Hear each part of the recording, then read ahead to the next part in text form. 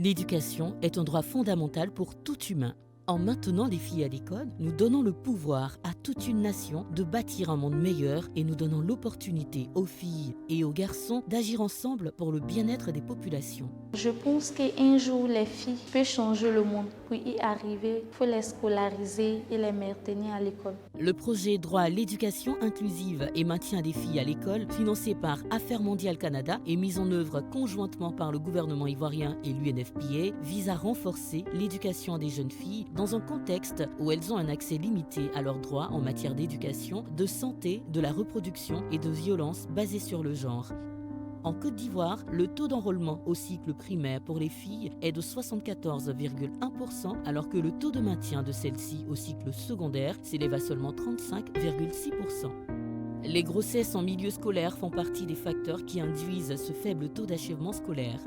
Le ministère de la Santé, de l'Hygiène publique et de la couverture maladie universelle, à travers son programme national de santé scolaire et universitaire, Santé des adolescents et jeunes, travaille pour le renforcement de la prise en charge et la réintégration des élèves mères, ainsi qu'à la prévention des grossesses en milieu scolaire. La contribution du PNCU SAGE en tant que structure mandatée par le ministère de la Santé, de l'Hygiène publique et de la couverture maladie universelle pour adresser les questions qui concernent les adolescents et les jeunes, qu'ils soient déscolarisés ou non scolarisés, contribue énormément dans le maintien des jeunes filles à l'école.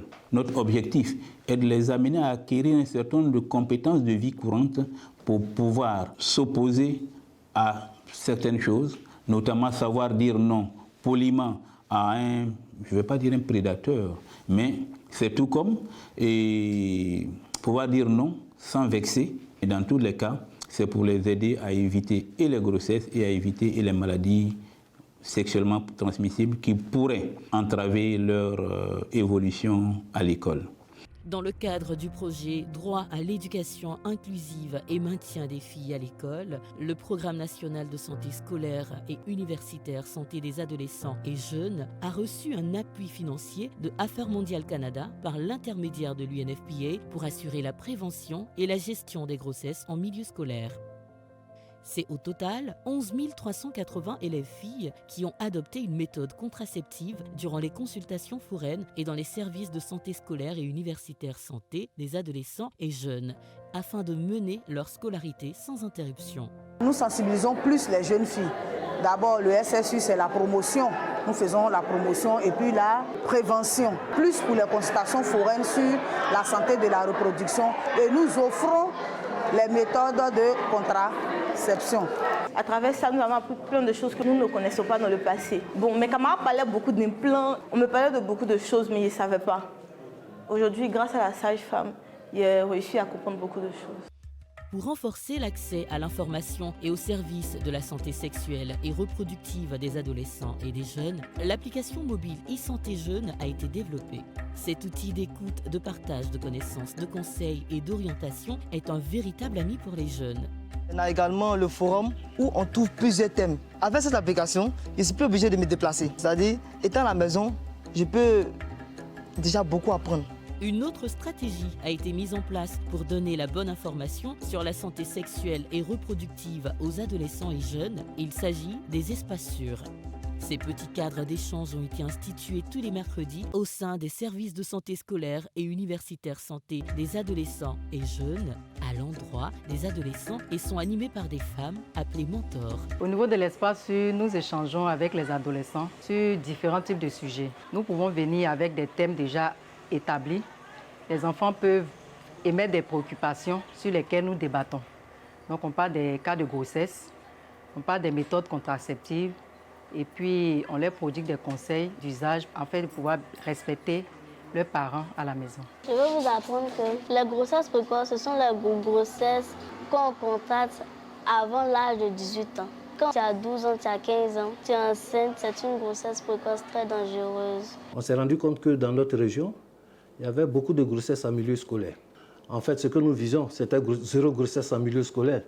Mais passer de 200 à 0, c'était pratiquement impossible. Donc, il fallait agir chaque année, il fallait développer les stratégies, il fallait compter sur toutes sortes d'opportunités. Et l'opportunité, c'était ce projet-là, qui allait nous permettre de nous rassembler, de nous réunir, de nous apporter un appui aussi bien technique qu'un appui financier pour nous permettre donc d'endosser et de chercher les actions à mettre en regard de cette problématique de grossesse en milieu scolaire.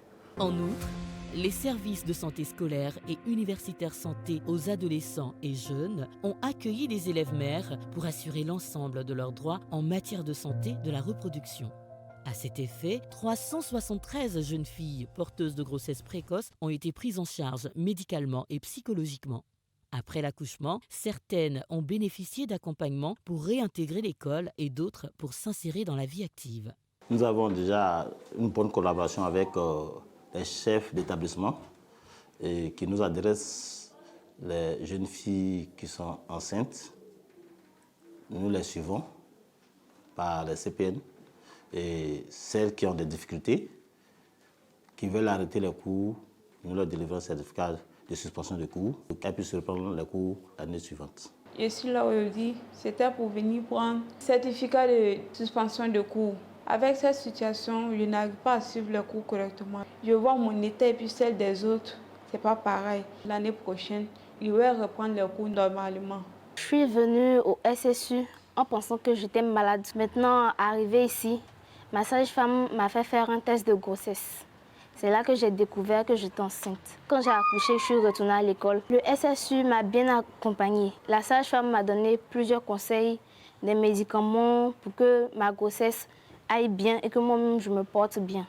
Le fait qu'elle puisse reprendre encore dans la même école et puis la même classe, vraiment c'est un succès. C'est parce qu'elle a écouté qu'elle n'a pas arrêté. Parce que le plus souvent, les filles arrêtent. En dehors des espaces sûrs et des services de santé scolaire et universitaire santé des adolescents et jeunes, les adolescents et les jeunes disposent d'autres outils pour s'informer sur la santé sexuelle et reproductive. Ce sont de réels ambassadeurs de la santé de la reproduction qui sont formés lors des camps de jeunes de l'IBF. J'ai commencé à appliquer ce que j'ai appris dans la famille en commençant par la communication parents-enfants. D'abord, quand j'ai commencé, parce qu'on avait fait les formations sur les gâteaux, boules de neige, tout ça. Donc, quand je faisais, ma maman elle était malade, donc elle sortait pratiquement plus. Et pendant ce moment-là, on cuisinait ensemble, on faisait les gâteaux. Et c'était un moment où on échange pendant de longs moments jusqu'à ce que ça commence à rentrer dans d'autres sujets. Et j'ai commencé à lui parler ouvertement. Et en dehors de ça, j'ai intégré le MAJ, parce que le MAJ donne des formations également sur la santé sexuelle et reproduction. La question sur les IST, il y a des filles qui m'en parlent beaucoup sur les démangeaisons et tout ça, mais elles prennent des trucs pour soigner. Donc je me dis, si je fais l'activité sur les IST au quartier ici, ça sera une manière pour elles de comprendre que les démangeaisons qu'elles prennent pour des choses passagères sont peut-être des maladies qui peuvent nuire à leur santé après. Le projet Droit à l'éducation inclusive et maintien des filles à l'école est exécuté depuis 2019 par le gouvernement ivoirien et l'UNFPA avec l'appui financier de Affaires mondiales Canada. Au cours de son exécution, c'est au total 11 380 filles ont adopté des méthodes contraceptives, 373 jeunes filles porteuses de grossesse précoce ont été prises en charge, 6 507 filles auditrices ont été renforcées en compétences de vie courante, 120 espaces sûrs ont été mis en place et animés 150 mentors femmes. Omer Abachal disait qu'étendre les libertés, l'éducation et les opportunités offertes aux femmes est la clé d'une croissance économique inclusive. Alors, engageons-nous tous pour la scolarisation et le maintien à l'école de la jeune fille. De 2019 à 2021, le taux d'achèvement scolaire au primaire est passé de 80,6% à 86,91% et celui de rétention scolaire des adolescentes inscrites au secondaire est passé de 69,7% à 85%.